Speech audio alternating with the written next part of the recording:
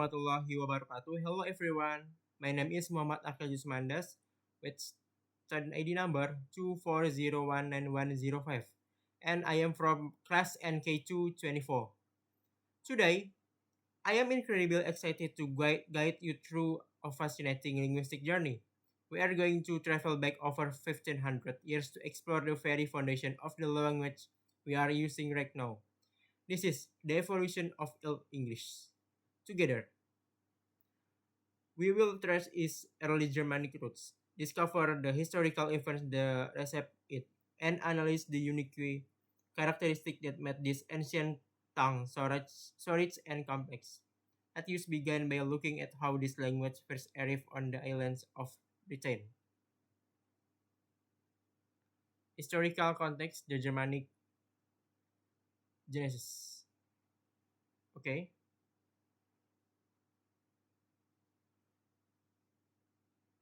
During the early 5th century, the Roman Empire was collapsing and pulled its soldiers out of Britain. This left the native Celtic-speaking people defenseless, seeing an opportunity. Germanic tribes living across the North Sea began to migrate.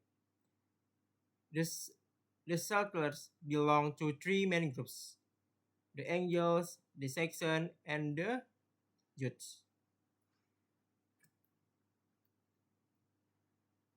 They came from modern-day Denmark and northern Germany.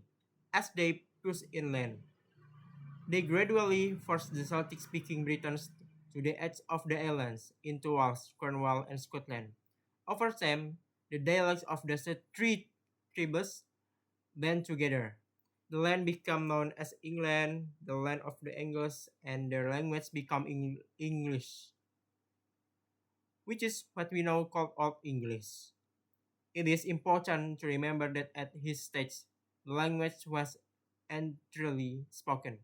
It was a language of farmers, warriors, and poets.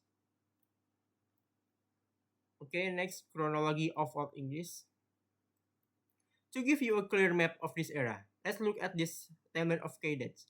Our timeline begins in 450 AD, marking the initial immigration of the Germanic tribes to Britain. The next major shift happens in 597 AD, with the arrival of Saint Augustine. This started the Christianization of the Anglo-Saxon, bringing Latin literacy.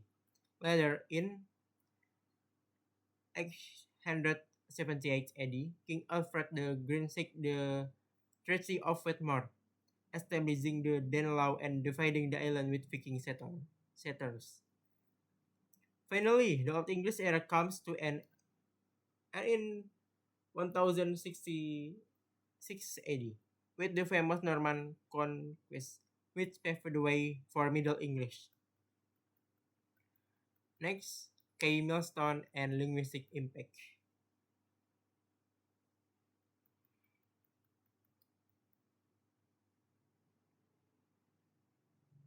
Now that we have seen the timeline, let's dive deeper into the key milestone and cultural shift that primarily changed the language.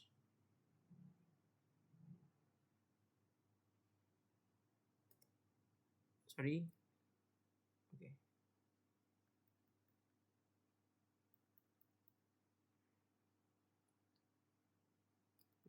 Okay. The first major shift was Latinization when Christian disease. When Christian monks arrived, they introduced scholarly and religious Latin words. Everyday words we use today, like school, press, and master, came into English during this time. Second, we see the rise of West Saxon as a dominant dialect under the reign of King Alfred the Great. The West Saxon dialect became the official language of government, law, and literature. Alfred was a visionary who insisted that books should be translated into English so ordinary people could read them. This brings us to the third style, literacy. Before Christianity, Anglo-Saxon relied on oral storytelling or carving short messages in stone using runes. Latin gave them the tools to write down epic story and keep historical records on parchment. Okay, the Viking impact, but perhaps the most dramatic external influence came from the sea. The Viking invasions, starting in the late 8th century, Scandinavia Vikings in the invaded and eventually settled in Britain. They spoke Old Norse because Old Norse and Old English were both Germanic language. The two groups could communicate relatively easily. The intense contact resulted in a massive transfer of words. The Vikings didn't just give use nouns like sky, skin, and window. They also gave use core grammar words like the pronouns they, them, and their. This context also forced speakers to simulate their grammar to understand one another. Okay, characteristic the structure of the language.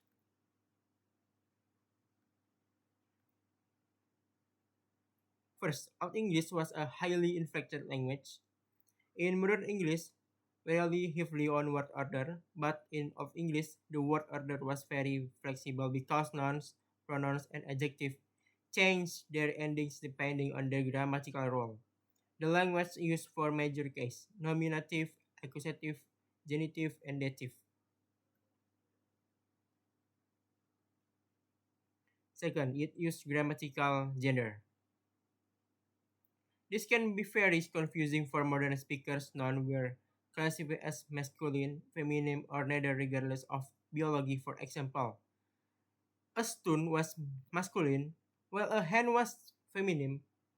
This meant that any adjective or pronouns used with those nouns had to match their gender and case perfectly.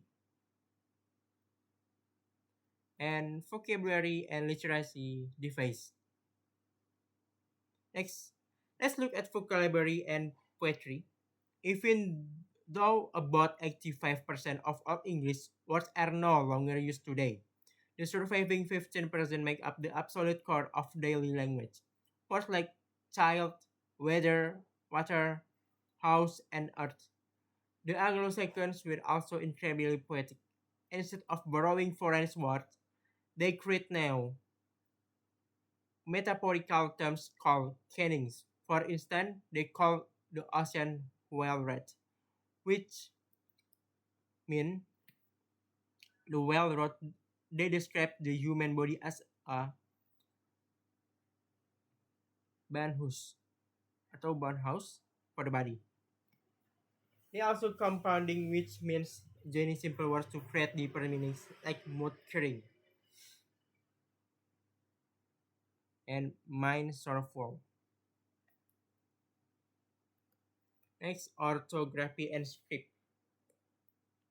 Finally, let's talk about writing and letters.